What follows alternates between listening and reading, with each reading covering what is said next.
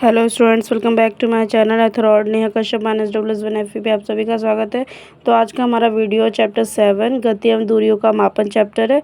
इस चैप्टर की हम एक्सप्लेनेशन करने वाले हैं, तो हमारे साथ कंटिन्यू बने रहेगा। तो स्टार्ट करते हैं। पहली तथा बूझों की कक्षा के सभी बच्चों के बीच ग्रीष्म अवकाश में भ्रमण किए गए स्थानों के बारे में समान चर्चा हो रही थी। एक बच्चा अपने पैतृक गांव पहले रेलगाड़ी, फिर बस और अंत में बैलगाड़ी का उपयोग करके गया था। एक विद्यार्थी ने वायुयान से यात्रा की थी। एक अन्य विद्यार्थी ने अवकाश के अनेक दिन अपने चाचा जी की नाव में सैर करके स्क्रॉल करते हैं मछली पकड़ने में व्यतीत किए थे।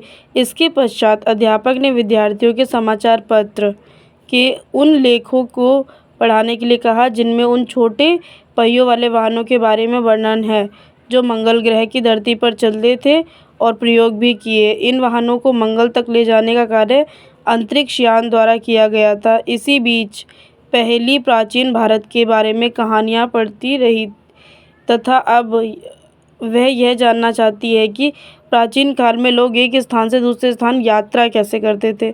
तो आइए इस टॉपिक को कवर करते हैं कि लोग अपने एक स्थान से दूसरे स्थान किस तरीके से जाते थे। स्टार्ट करते हैं, हम स्क्रॉल कर लेते हैं थोड़ा सा।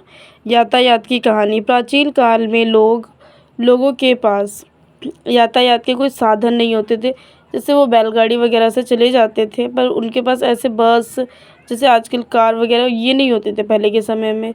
तो वे पैदल चलते थे तथा अपना सामान अपनी पीठ पर लाद कर ले जाते थे। बाद में मानव यातायात के लिए पशुओं का प्रयोग करा। प्राचीन काल में जल मार्गों में आने जाने के लिए नावों का इस्तेमाल किया जाता था। मतलब कि पहले एक समय पर जानवरों का इस्तेमाल किया गया, जब दूसरा समय आया तो नाव वगैरह का इस्तेमाल किया गया एक स्थान से दूसरे स्थान जाने के लिए। आरंभ में लकड़ी के लट्ठों से जिनमें खोखली गुहिका बनाई जा सके नाव बनाई जाती है। इसके पश्चात लोगों ने लकड़ी के विभिन्न टुकड़ों को आपस में जोड़कर नाव की आकृति बनाना सीख लिया। यह नावें जल में रहने वाली थी, जो मतलब जल में ही चलती है नाव, और किसी चीज़ में भूमि में तो चलती नहीं है। तो जल में नाव चलते थे जो एक स्थान से दूसरे स्थान को ले जाने के लिए इस्तेमाल किया जाता था। जीवों की आकृति के सादृश थी। अध्याय 5 और 6 में मछलियों की धारारेखीय आकृति से संबंधित चर्चा को याद कीजिए। पहिए के आविष्कार ने यातायात की प्रणाली में अत्यंत महत्वपूर्ण परिवर्तन किए। पिछले हजारों वर्षों में पहिए के डिज़ाइन में सुधार किए गए। पहिए पर चलने वाली गाड़ी को खींचने के लिए पशुओं का उपयोग किया जाता था। 19वीं शताब्दी के प्रारंभ तक लोग एक स्थान से दूसरे स्थान तक परिवहन के लिए पशुओं, नावों तथा जहाज़ों पर निर्भर करते थे। वाष्प इंजन के आविष्कार से परिवहन के नए साधन का विकास हुआ। मतलब जो वाष्प इंजन का जब आविष्कार हुआ तब तो वाष्प इंजन से चली सवारी गाड़ियाँ, मालगाड़ियों के डिब्बों के लिए रेल की पटरियाँ बनाई गई। फिर नेक्स्ट स्क्रॉल करते हैं थोड़ा सा नीचे की तरफ। जैसे कि आप यहाँ पे देख पा रहे हैं कई सारे के वाहन है, परिवहन के कुछ साधन है जो एक स्थान से दूसरे स्थान तक मनुष्य को ले जाते हैं, मनुष्य को भी और सामान को भी ले जाते हैं। निर्माण किया गया है। इसके पश्चात मोटर कार, ट्रक तथा बस जैसे स्वचालित वाहन आए। जल पर परिवहन के साधन के रूप में मोटर से चलने वाली नाव और जहाज़ों का उपयोग होने लगा। 19वीं शताब्दी के प्रारंभ के वर्षों में वायुयान का विकास हुआ, जिनमें बाद में सुधार किए गए और इन्हें यात्री तथा सामान ले जाने योग्य बनाया। विद्युत रेलगाड़ी, एकल रेल, एक पटरी रेल, पराध्वनिक, सुपरसोनिक वायुयान तथा अंतरिक्ष यान 20वीं शताब्दी के कुछ योगदान है। इस सदी में मतलब 20वीं शताब्दी ने जो हमें योगदान दिए हैं कुछ। चित्र 7.1 में परिवहन के विभिन्न साधन दर्शाए गए हैं। इन्हें प्राचीनतम से अत्याधुनिक परिवहन के साधनों को सही क्रम में व्यवस्थित कीजिए। क्या इनमें परिवहन का कोई ऐसा प्राचीन साधन भी है जिसे आजकल उपयोग में नहीं लाया जा सकता है? तो हाँ, ऐसे बहुत सारे हैं। आप थोड़ा अपने ब्रेन को यूज़ कीजिए और देखिए, आपको बहुत सारे मिल जाएंगे। यह डेस्क कितना चौड़ा है, इसके बारे में रीड करेंगे। लोग यह कैसे पता लगाते हैं कि वे कितनी दूर चले हैं? आप यह कैसे पता लगाएंगे कि आप अपने स्कूल तक की दूरी पैदल चलकर तय कर सकते हैं, अथवा स्कूल पहुंचने के लिए आपको बस अथवा रिक्शे की आवश्यकता होती है? जब आपको कुछ खरीदना होता है तब क्या आपके लिए बाज़ार तक पैदल जाना संभव होता है? अब इन प्रश्नों के उत्तर कैसे जानेंगे? कोई स्थान कितना दूर है? यह प्राय जानना महत्वपूर्ण है ताकि हम यह अनुमान लगा सकें कि वहाँ पहुँचने के लिए हम कैसे जाएंगे। पैदल चलकर, बस से, रेलगाड़ी से, पानी के जहाज़ से, वायुयान से, वायुयान मीन्स एरोप्लेन, हवाई जहाज़, अथवा कोई अंतरिक्ष यान लेना होगा। और कभी कभी ऐसे वस्तुएं भी होती है जिनकी लंबाई अथवा चौड़ाई जानने की हमें आवश्यकता होती है। हमें मतलब किसी भी चीज़ की लंबाई और चौड़ाई पता होनी चाहिए। तो स्टूडेंट्स, नीचे स्क्रॉल करते हैं। आई होप आपको समझ में आ रहा होगा। पहेली तथा बूझो की कक्षा के कमरे में बड़े बड़े क्या थे? डेस्क थे।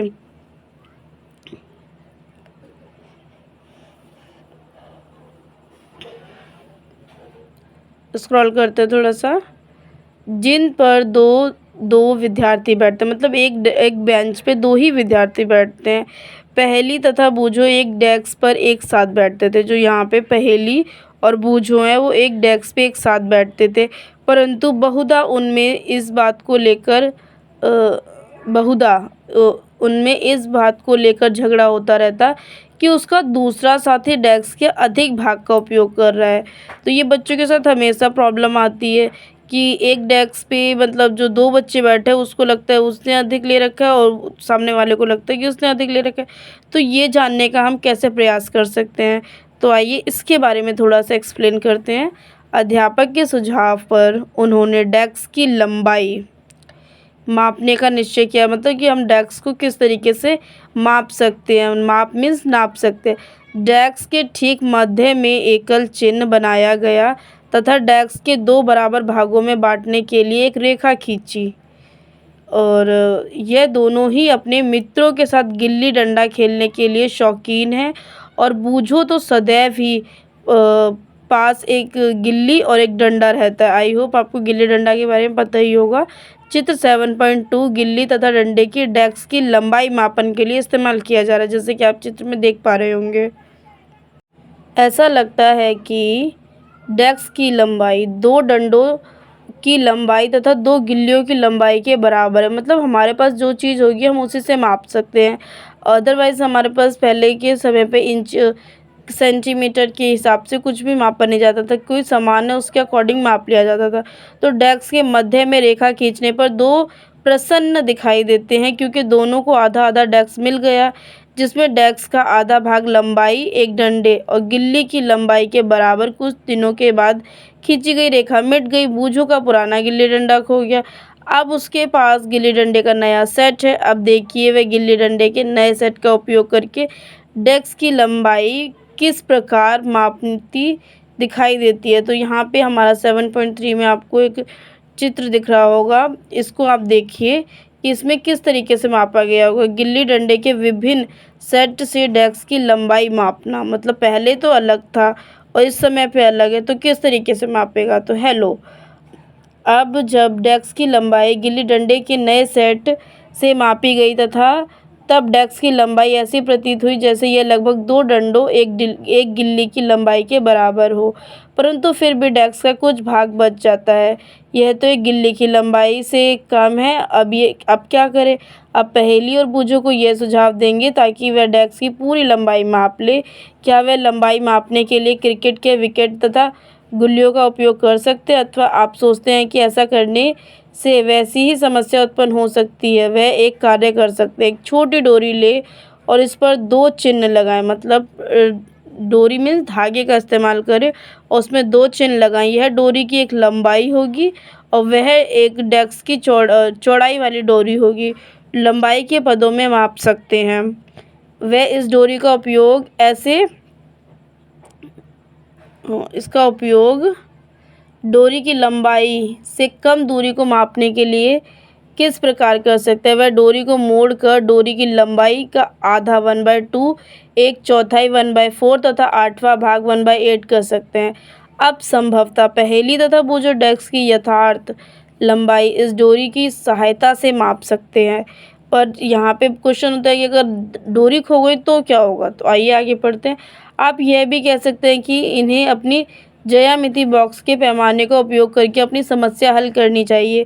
हाँ, वास्तव में ऐसा किया जा सकता है। बूझो ने यह पढ़ा कि जब ऐसे मानक पैमाने नहीं थे तब लोग दूरियां कैसे मापते थे, तथा वह स्वयं भी भिन्न भिन्न ढंगों से दूरियां मापने का प्रयास कर चुका था। तो नीचे आपको दिख रहा होगा डोरी की लंबाई से डेस्क की लंबाई का मापन किस तरीके से किया जा रहा है। तो ये था हमारा धागे से मापना, गिल्ली डंडे से मापने का आप पढ़ चुके हैं। आइए आगे पढ़ते हैं। तो ऐसे अनेक अवसर आते हैं जब हमें लंबाई अथवा दूरियां मापने की आवश्यकता होती है।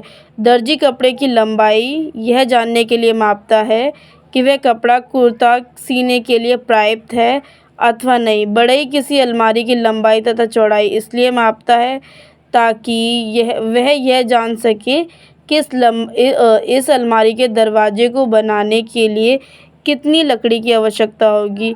किसी किसान को अपने खेत की लंबाई अथवा चौड़ाई अथवा उसके क्षेत्रफल जानने के लिए आवश्यकता होती है ताकि वह यह जान जाए कि वह अपने खेत में कितने बीज बो सकता है तथा उसे अपनी फसलों के लिए कितने जल की आवश्यकता होगी। तो ये सभी तो लोगों को पता होना चाहिए, जनरली बात है।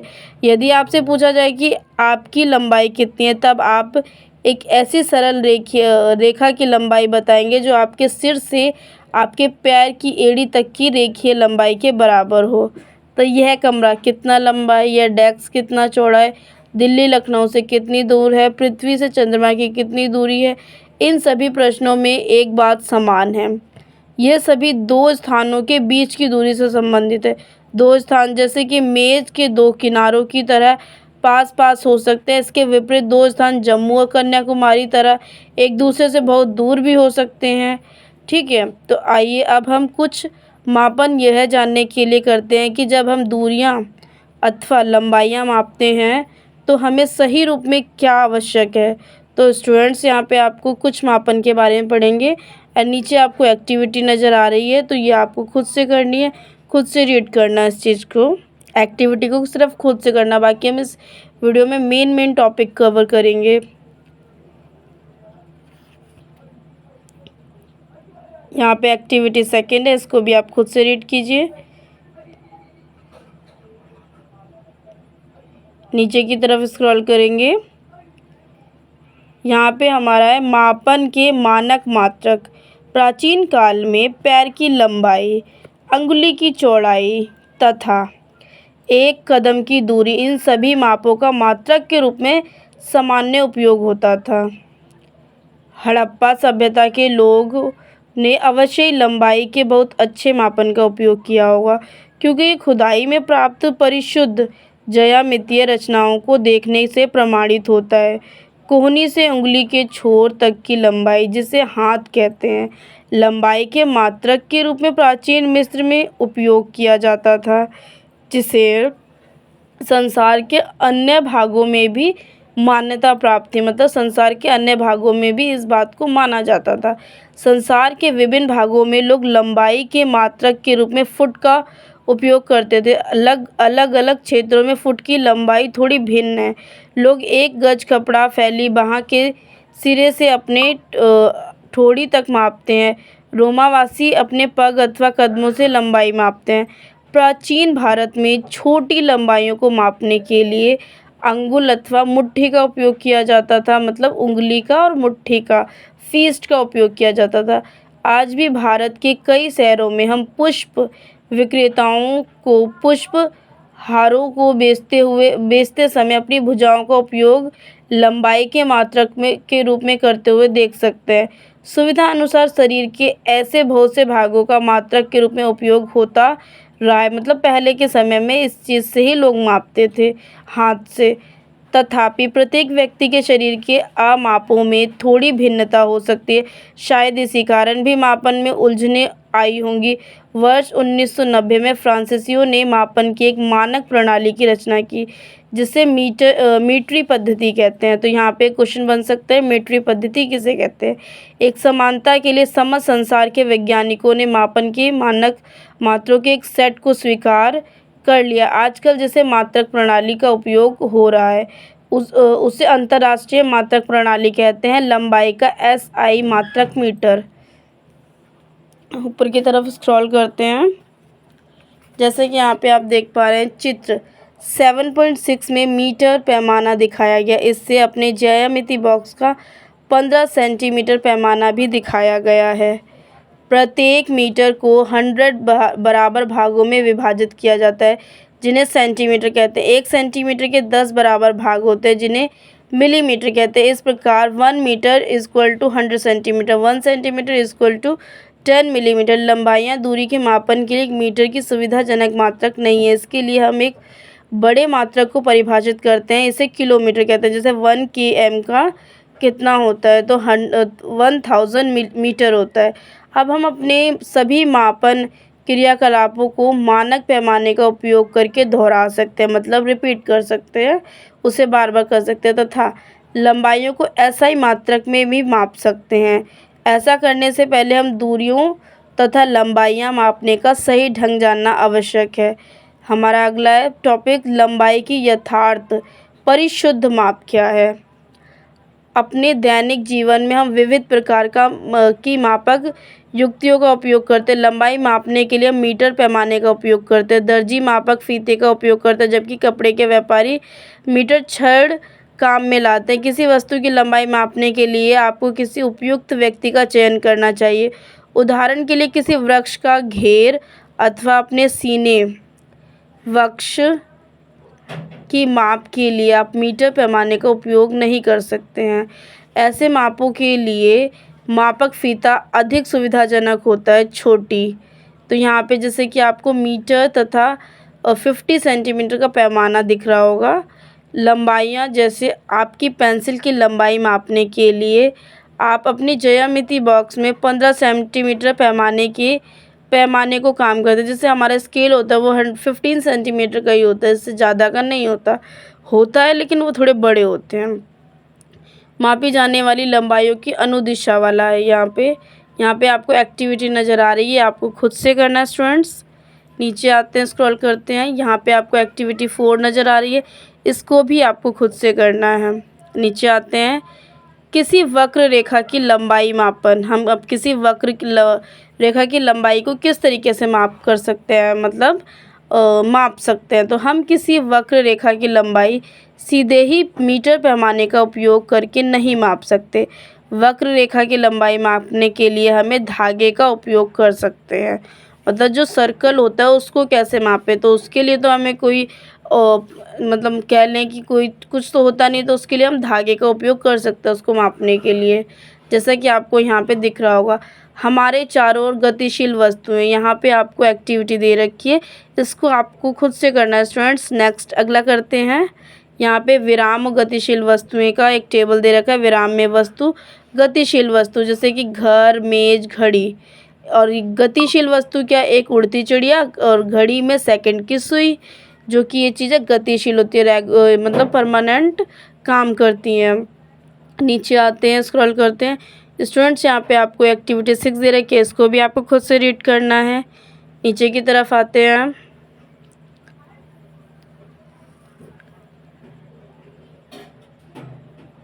गति के प्रकार। आपने सीधी सड़क पर किसी वाहन की गति, किसी परेड में सिपाहियों के मार्च पास्ट की गति अथवा किसी गिरते पत्थर की गति का प्रेक्षण किया होगा, मतलब टेस्ट किया होगा। चित्र 7.12, यह किस प्रकार की गति है। 100 मीटर दौड़ प्रतियोगिता में धावक भी सरल रेखा के अनुदिश दौड़ते हैं। क्या आप अपने चारों ओर देखकर इसी प्रकार के और अधिक उदाहरण सोच सकते हैं, मतलब और अधिक एग्जाम्पल बता सकते हैं, सोच सकते हैं, थिंक कर सकते हैं। तो जैसे कि आप यहाँ पे देख पा रहे हैं, कुछ यहाँ पे चित्र हैं, जैसे कि यहाँ पे गाड़ियों का, यहाँ पे परेड का है, नीचे बी वाला। नीचे स्क्रॉल करते हैं। इन सभी उदाहरणों में हम यह देखते हैं कि वस्तुएं सरल रेखा के अनुदिश गति कर रही हैं। इस प्रकार की गति को सरल रेखीय गति कहते हैं। एक्टिविटी 7 है, जो कि आपको खुद से रीड करना है। नीचे की तरफ स्क्रॉल करते हैं, ऊपर की तरफ, सॉरी, यहाँ पे आपको कुछ चित्र दिख रहे होंगे। वर्तुल गति करती कुछ वस्तुएं वर्तुल गति कर रही हैं, मतलब यहाँ पे जो हैंड है और फैन है वो दोनों वर्तुल गति कर रहे हैं। नेक्स्ट नीचे स्क्रॉल करते हैं। इस गति में पत्थर की आपके हाथ से दूरी समान रहती है। इस प्रकार की गति को वर्तुल गति कहते हैं। बिजली के पंखे की पंखुड़ियों पर अंकित किसी चिन्ह की गति, किसी घड़ी के सेकंड की सुई की गति वर्तुल गति के उदाहरण है, मीन्स एग्जाम्पल है। बिजली का पंखा अथवा घड़ी स्वयं एक स्थान से दूसरे स्थान तक गति नहीं कर रहे हैं, परंतु पंखे की पंखुड़ियाँ घूर्णन करती हैं तथा ऐसा ही घड़ी की सुइयाँ भी करती हैं। यदि हम पंखे की पंखुड़ियाँ अथवा घड़ी की सुइयों पर कहीं किसी प्रकार का कोई चिन्ह अंकित कर दे तो घूर्णन करते समय भी पंखे अथवा घड़ी के केंद्र से इस चिन्ह की दूरी समान रहेगी। मतलब वो जो हैं दोनों की ही एक्टिविटी समान होती है, सेम होती है। सुई हमारे जो वॉच होती है उसकी भी और फैन की भी होती है। क्लॉक होता है, वॉल क्लॉक, सॉरी नीचे की तरफ स्क्रॉल करें, ये आप खुद से रीड कीजिए। अंतराल के बाद अपनी गति को दोहराती है, इस प्रकार की गति को आवर्ती गति कहते हैं। डोरी से बंधा हुआ वही पत्थर लीजिए, मतलब यहाँ पे कुछ एग्जाम्पल है, इसको थोड़ा सा रीड कर लीजिए। यहाँ पे आपको चित्र देखने को मिल सकते हैं। गति करती हुई चीज़ें बताई हैं कि हम इसमें किस तरीके की गति हो रही है, किस तरीके से एक्टिविटी हो रही है। आवर्ती गति के कुछ उदाहरण हैं। नीचे है प्रमुख शब्द, जैसे कि इससे हमें यह जानकारी मिलती है कि कोई वस्तु कितनी धीमी अथवा तीव्र गति कर रही है। फर्श पर घोंघे रेंगना, तितली का एक पुष्प से दूसरे पुष्प पर मंडराना, नदी का प्रवाहित होना, वायुयान का वायु में ऊंचाई पर उड़ना, पृथ्वी के परिचंद्रमा द्वारा गति करना, हमारे शरीर में रुधिर का परिसंचारण आदि सभी उदाहरण हैं इसके प्रमुख शब्द हैं। तो जैसे कि यहाँ पे वर्तुल गति, दूरी, मापन, गति, आवर्ती गति, सरल रेखीय गति, एसआई मात्रक, मापन के मात्रक, तो इनके आपको मीनिंग पता चल गए होंगे आई होप। यहाँ पे सारांश पॉइंट है, ये बहुत ही इंपॉर्टेंट होता है, चैप्टर का पूरा निचोड़ सारांश पॉइंट में होता है, तो प्लीज़ इनको ज़रूर पढ़ा कीजिए। जब भी आप चैप्टर पढ़ते हो उसके बाद इनको ज़रूर रीड कीजिए, तो आपको पूरा चैप्टर क्लियर हो जाता है। और इस चैप्टर के क्वेश्चन आंसर हम करेंगे नेक्स्ट वीडियो में। आई होप आपको वीडियो पसंद आई होगी। वीडियो पसंद आए तो प्लीज़ वीडियो को लाइक, कमेंट, शेयर कीजिएगा। चैनल पे न्यू हो तो चैनल को सब्सक्राइब कीजिएगा। एंड ऐसी ही यूज़फुल वीडियो अपने दोस्तों के साथ शेयर कीजिए ताकि वो भी मोटिवेट होकर पढ़ाई स्टडी जारी रखे। और आप हमें भी लाइक, कमेंट, शेयर कीजिए ताकि हम भी मोटिवेट होकर आप तक ऐसी न्यू वीडियो ला सकें। तो मिलते हैं नेक्स्ट वीडियो में। आई होप वीडियो पसंद आई होगी। हमारा वीडियो यहीं पे ख़त्म हो